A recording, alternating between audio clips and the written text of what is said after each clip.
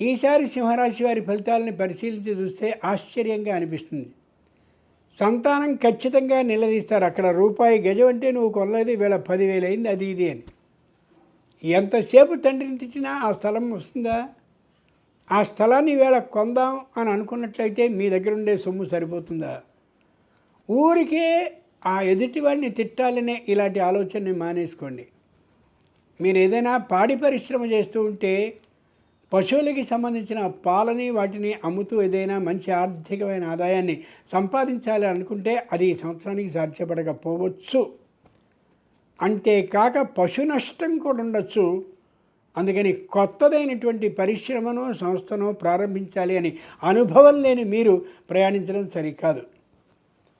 అబో మా ఉన్నటువంటి సంస్థలో నన్ను ప్రెసిడెంట్ చేశారు, ఇది చేశారు, సెక్రటరీ అయ్యాను, నేను వద్దు.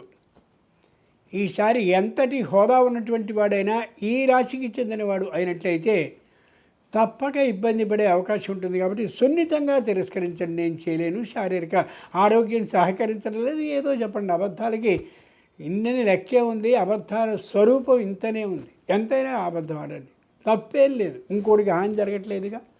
అది కొత్తగా ఏవో స్థలాలు, పొలాలు, ఇళ్ళు అవి ఇవి కొనాలి అనే ఆలోచన అస్సలు చేయొద్దు. ఈ సంవత్సరానికి ప్రశాంతంగా ఉండండి. ఎంత మనశ్శాంతితో ఉంటారో మీరు గమనించుకోగలుగుతారు. కానీ పై సంవత్సర ప్రారంభంలో ఈ క్యాసెట్ను సారి విని ఎంతవరకు నిజమని చూసుకుంటే మీకు అర్థమవుతుంది.